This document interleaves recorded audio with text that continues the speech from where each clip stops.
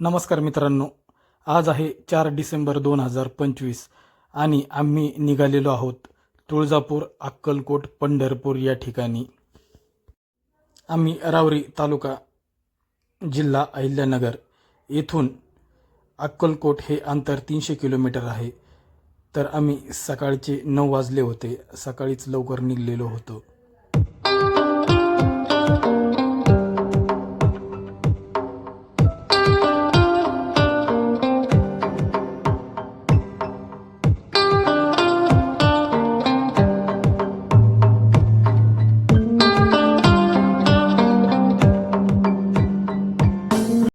जातानीच आम्ही रस्त्यात काही अडचण नको म्हणून गाडीमध्ये डिझेल टाकून घेतले आणि डिझेल टाकून आम्ही नगरच्या दिशेने रवाना झालो. सोडा.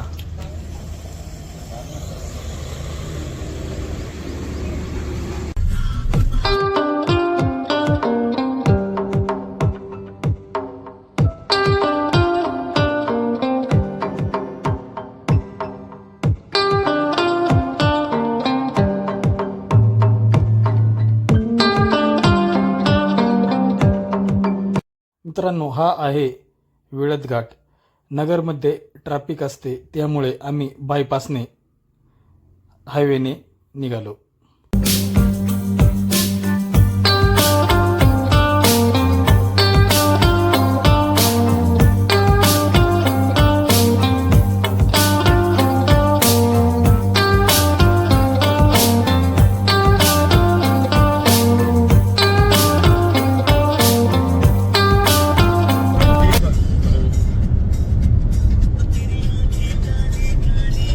अरे कुठे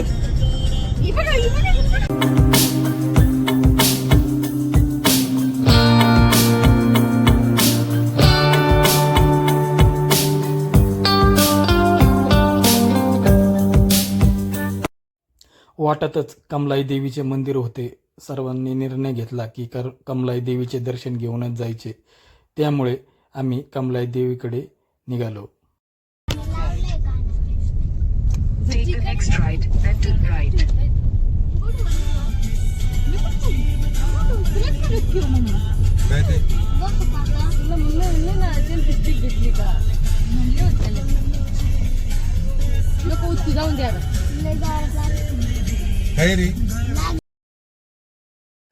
ही देवी नवसाला पावते.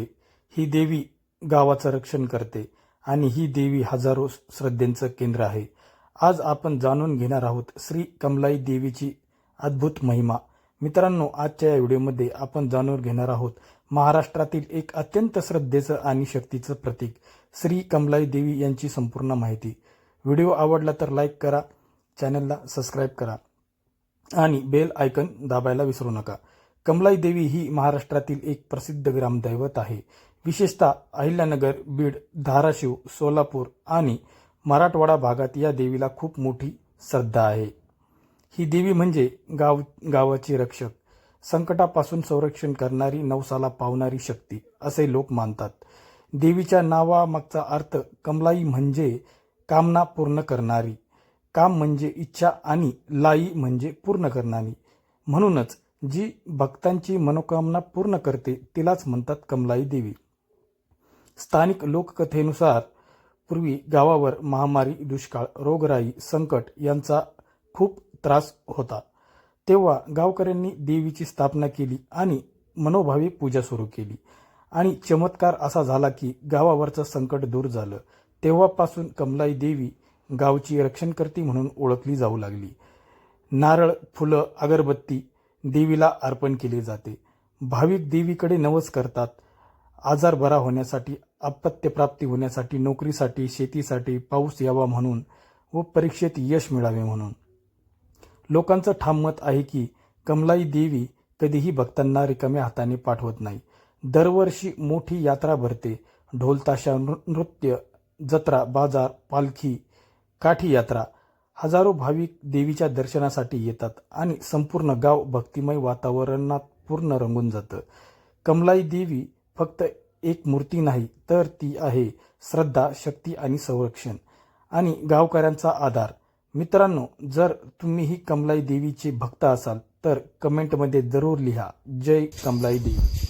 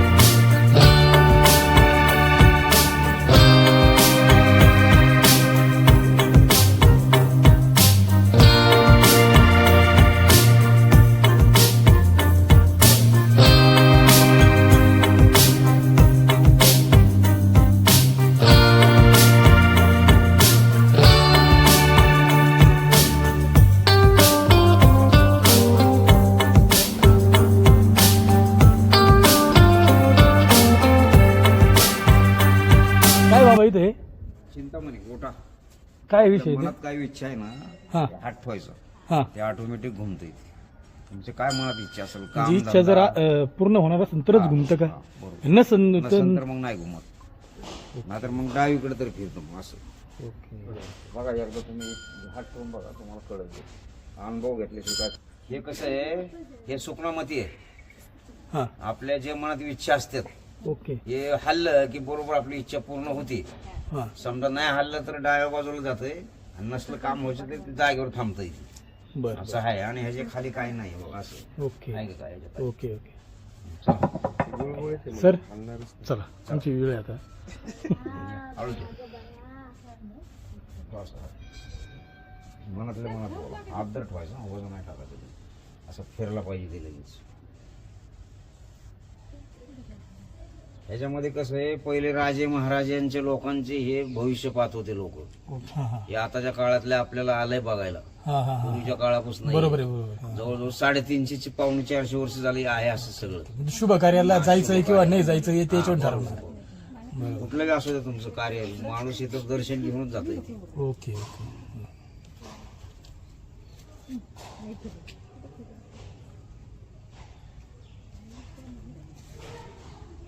कधी फिरणार ते आता? फिरतोय ते 1 सेकंद वरती तर काय ते.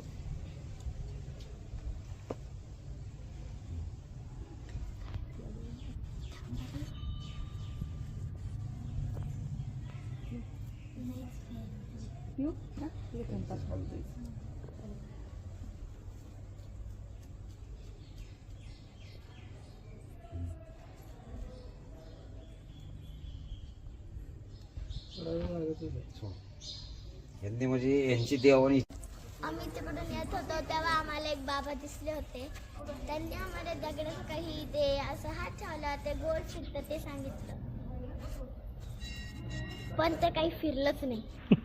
घरून प्लेटे आणलेले आहेत ओके आणि चम्मच आणलेला आहे, भाजी आणलेली आहे, काळ्या मसाल्यातली कोबू आणि भेंडी. काळ्या मसाल्यात खूप भेंडी.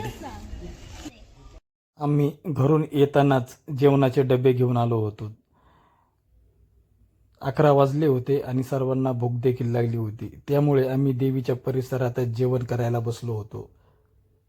सॅलडला कोबू आणि भेंडी आणि चपाती आणलेली आहे. तुम्ही पाहू शकता. तू आता इथे फूड भर घेऊन परत जेवण भेटणार नाही.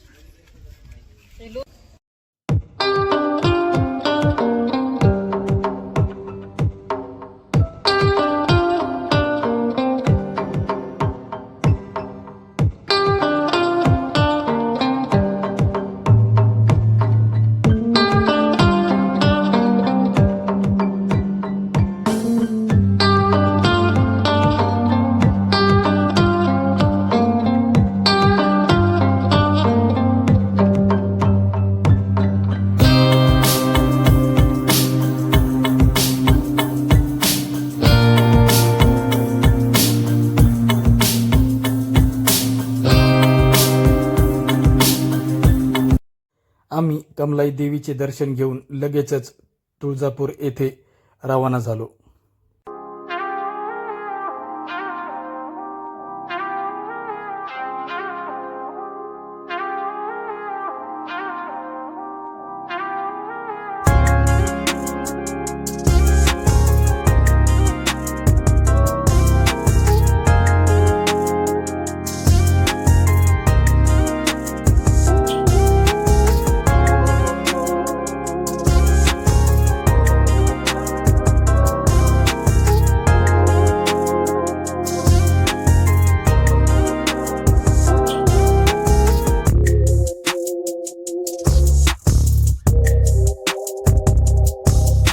नगर परिषद पार्क इकडे पार्क. पार्किंग आता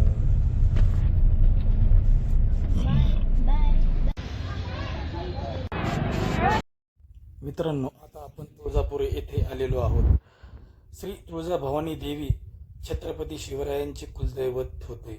ही तीच देवी आहे जिनं छत्रपती शिवाजी महाराजांना तलवार दिली. ही केवळ मूर्ती नाही, ही आहे शक्ती, शौर्य आणि स्वराज्याची प्रेरणा. आज आपण जाणून घेणार आहोत श्री तुळजाभवानी देवीची संपूर्ण महिमा. मित्रांनो, आजच्या या व्हिडिओमध्ये आपण जाणून घेणार आहोत महाराष्ट्राचं अतिशय पवित्र आणि शक्तिशाली तीर्थक्षेत्र तुळजापूरची श्री तुळजाभवानी देवी.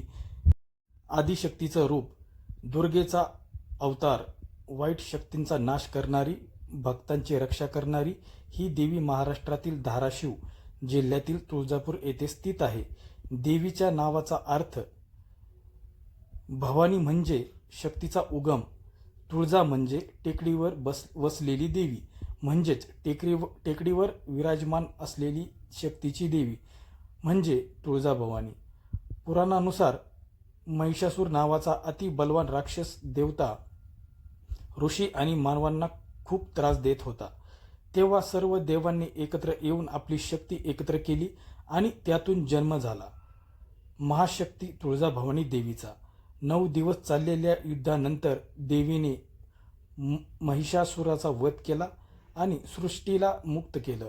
म्हणूनच देवीला महिषासूर मर्दिनी असेही म्हणतात.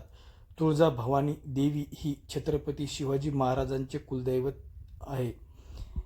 एकदा देवीने स्वप्नात येऊन छत्रपतींना एक दिव्य तलवार दिली असे सांगितले जाते. हीच तलवार घेऊन शिवाजी महाराजांनी स्वराज्याची स्थापना केली. म्हणूनच तुळजाभवानी देवी म्हणजे स्वराज्याची शक्ती आहे. लोकांचं ठाम मत आहे की तुळजाभवानी कधीही भक्तांना निराश करत नाही. तुळजापूर यात्रा आणि नवरात्र उत्सव येथे होतात. शारदीय नवरात्र, चैत्र नवरात्र, कोजागिरी पौर्णिमा या काळात लाखो भाविक तुळजापूरला दर्शनासाठी येतात. ढोल ताशा, पालखी, महाआरती, संपूर्ण परिसर भक्तिमय होऊन जातो. मित्रांनो, तुळजाभवानी देवी फक्त एक मंदिर नाही, ती आहे श्रद्धा, शक्ती, शौर्य आणि स्वराज्याची प्रेरणा. जर तुम्हीही तुळजाभवानी मातेचे भक्त असाल तर कमेंटमध्ये नक्की लिहा, जय तुळजाभवानी.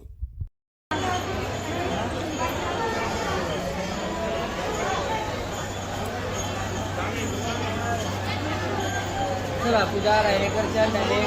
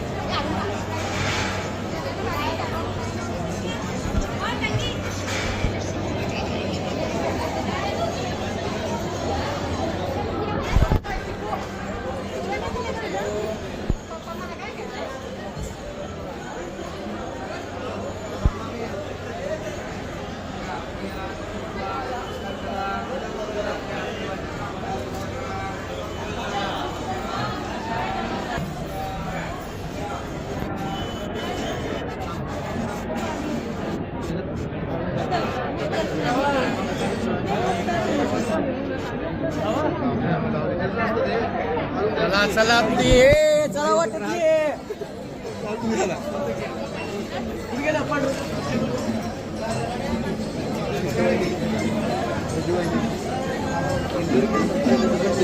तुम्हाला वाचवा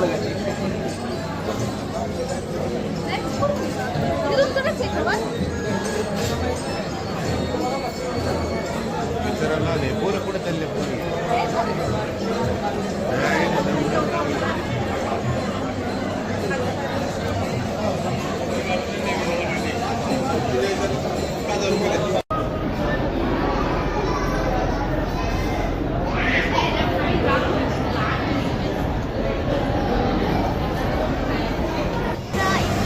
जाणारे दर्शनासाठी आता आपल्या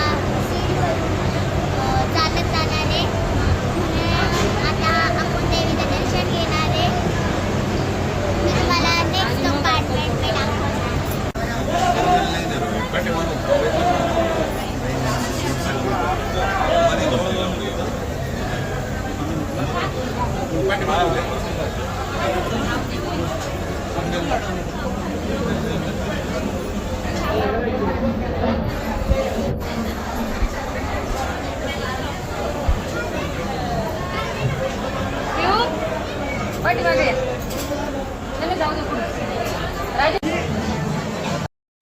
मित्रांनो, मंदिरामध्ये मोबाईल अलाउड नव्हता. तिथे फोटो आणि व्हिडिओ शूटिंग काढण्यास मनाई होती. त्यामुळे आतमध्ये देवीची फोटो आणि शूटिंग घेता आली नाही. त्यामुळे आम्ही फोटो आणि शूटिंग न घेता बाहेर आलो.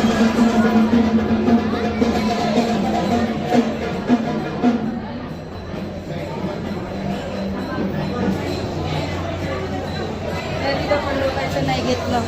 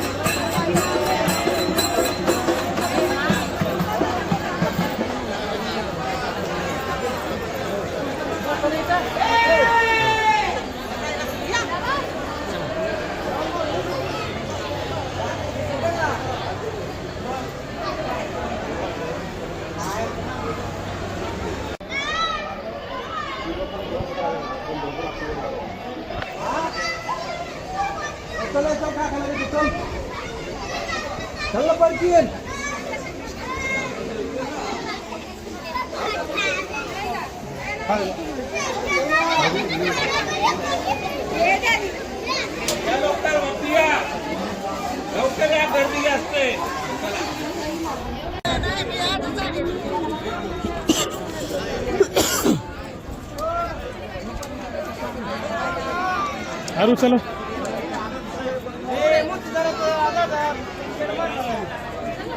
हे दादा पत्र शेण मार लागलं ना.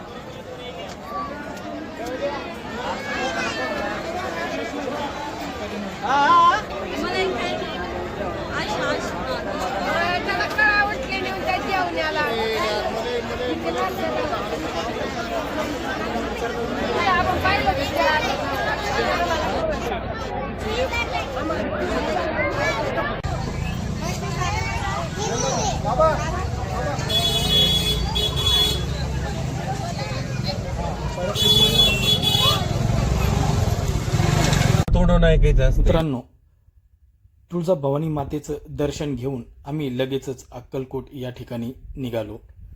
आम्ही अगोदरच अक्कलकोट या ठिकाणी रूम बुक केलेली होती. प्रति 1,500 रुपये प्रमाणे रूम घेतलेली होती आणि संध्याकाळ पण झालेली होती.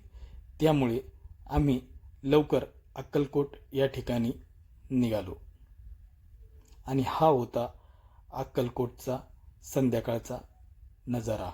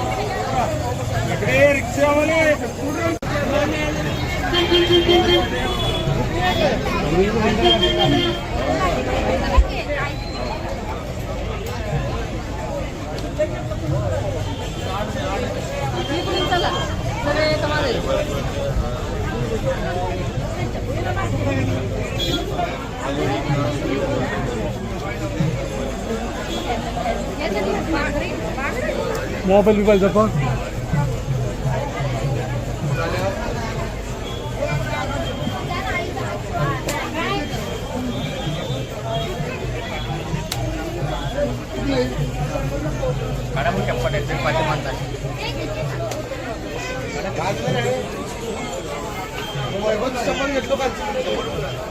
लायकी ठेवलं म्हणून लायकीवरती थोडं तुम्ही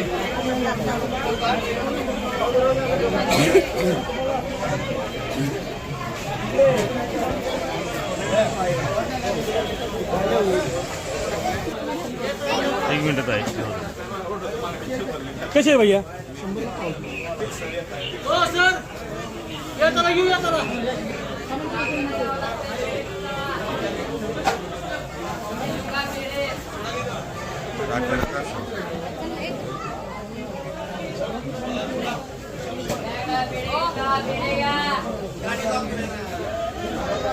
ना भैया थोड़ा व्हाइट वाला.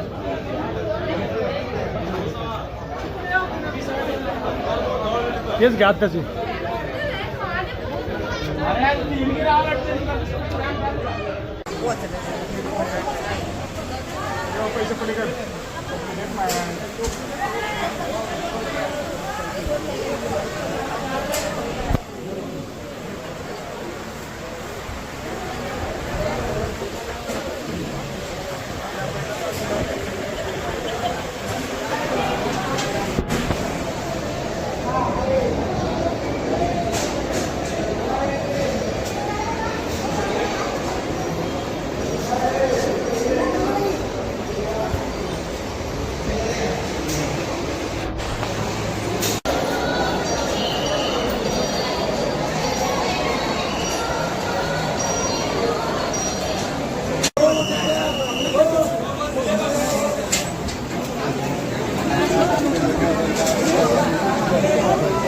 ते आले का नाही पुढं?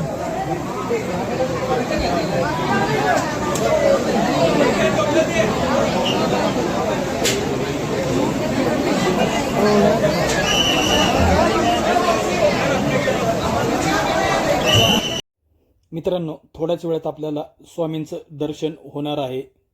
चैनल को सब्सक्राइब करो पहले. हाँ जल्दी करो, मुझे पता है कि आप लोग नहीं करते हो, वीडियो देखते हो लेकिन सब्सक्राइब नहीं करते. ये लाल कलर का बटन नहीं से दबाओ, जल्दी दबाओ, जल्दी दबाओ, फिर मैं शुरू करूँ. दबा दो जल्दी. दबा दिया, घंटी भी दबा देना, ठीक है.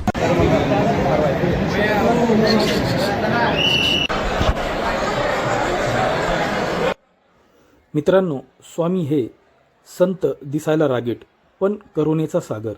हे साधू नव्हते, हे होते साक्षात दत्तगुरूंचा अवतार. आज आपण जाणून घेऊया अक्कलकोटचे श्री स्वामी समर्थ महाराज यांची अद्भुत कथा. मित्रांनो, आजच्या या व्हिडिओमध्ये आपण जाणून घेणार आहोत महाराष्ट्रातील एक महान संत, योगी, गुरु अक्कलकोटचे श्री स्वामी समर्थ महाराज.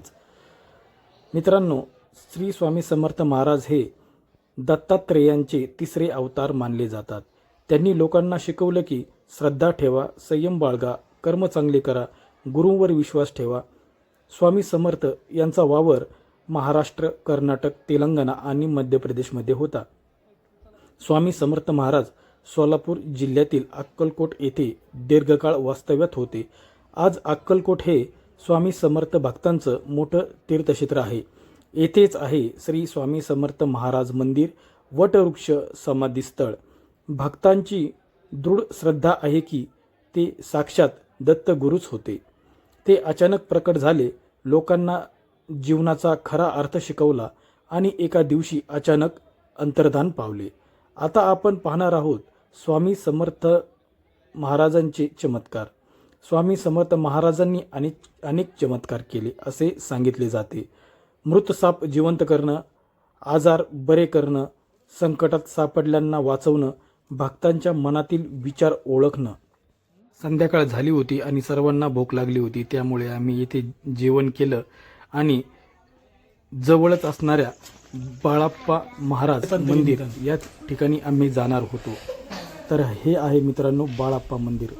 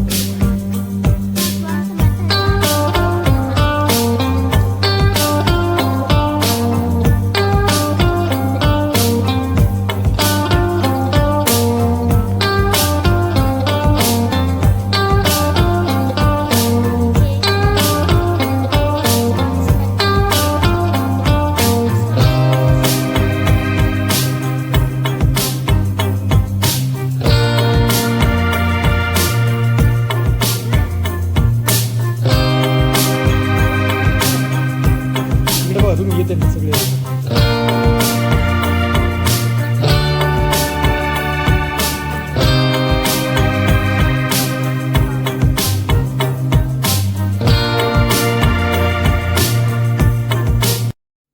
आम्ही सकाळी लवकरच आवरून पंढरपूर या ठिकाणी जाणार होतो. सर्वजण फ्रेश होऊन आम्ही पंढरपूर या ठिकाणी रवाना झालो. जय स्वामी समर्थ.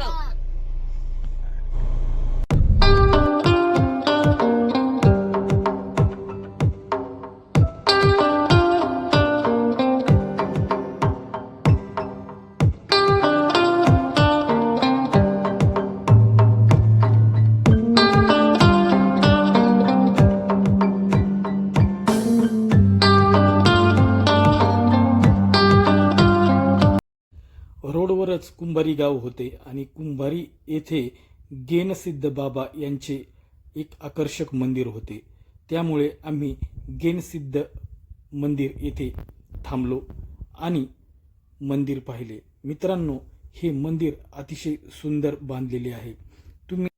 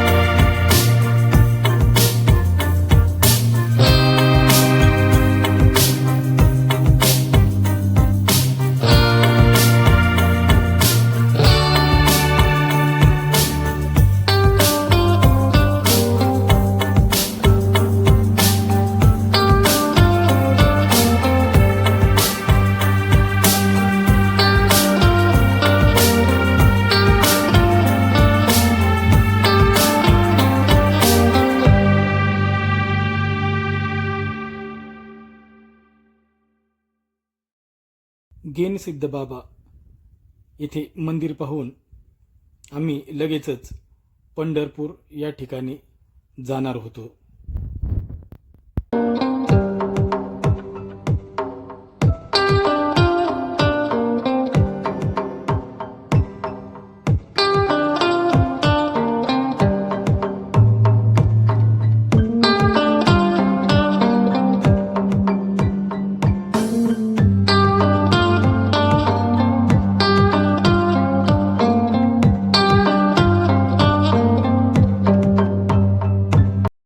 दुपारची वेळ झालेली होती आणि सर्वांना भोका लागलेल्या होत्या. त्यामुळे आम्ही येथे पंढरपूरच्या अलीकडेच 5 किलोमीटर अंतरावर जेवणासाठी थांबलो.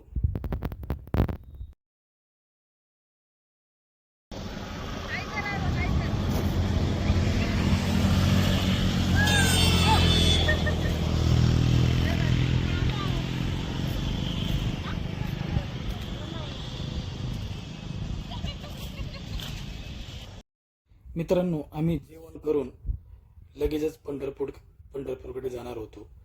अतिशय सुंदर असं जेवण होतं या ठिकाणी आणि या ठिकाणाहून लगेचच आम्ही पंढरपूरकडे रवाना झालो. आणि ही आहे मित्रांनो चंद्रभागा नदी.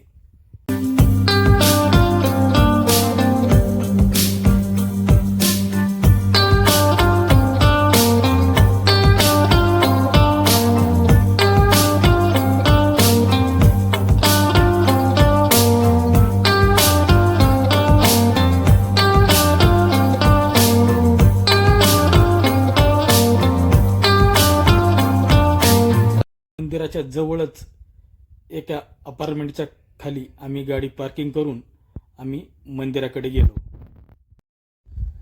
रूप पाहता लोचनी सुख झाले ओ साजनी, तोच आहे पंढरपूरचा विठोबा. आज थोडक्यात जाणून घेऊया श्री विठ्ठल पांडुरंगाची महिमा. विठ्ठल पांडुरंग हे भगवान श्रीकृष्णाचे रूप मानले जाते. ते महाराष्ट्रातील पंढरपूर येथे विराजमान आहेत. विठोबा हे भक्ती, प्रेम आणि समतेचे प्रतीक आहे. पुंडलिक या भक्तासाठी देव स्वतः विटेवर उभा राहिला, अशी सुंदर कथा प्रसिद्ध आहे. म्हणूनच त्यांना विठ्ठल म्हणतात. दरवर्षी आषाढी वारी आणि कार्तिकी वारीला लाखो वारकरी पायी चालत येतात. ज्ञानोबा तुकाराम नामघोष करत पंढरपूरला दर्शनासाठी येतात. विठ्ठल म्हणजे आई वडिलांसारखा देव, दिनांचा आधार, भक्तांचा सखा. जर तुम्ही विठोबांचे भक्त असाल तर कमेंटमध्ये नक्की लिहा. जय जय रामकृष्ण हरी.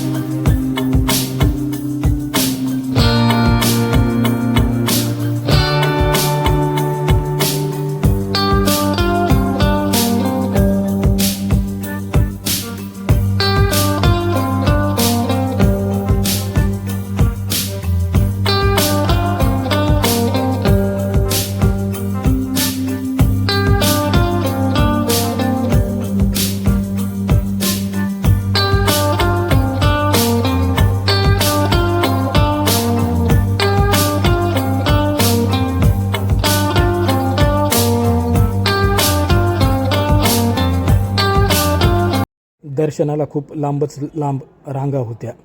त्यामुळे आम्ही मुखदर्शन घेऊन परतीच्या प्रवासाला जाणार होतो. मित्रांनो, ही आमची एक अविस्मरणीय ट्रिप होती. या ट्रिपमध्ये खूप मजा, प्रवास, निसर्ग आणि सुंदर आठवणी मिळाल्या. प्रत्येक क्षण खास होता. हा व्हिडिओ तुम्हाला नक्की आवडेल अशी आशा आहे. व्हिडिओ आवडला तर लाईक करा, शेअर करा आणि चॅनलला सबस्क्राईब करायला विसरू नका.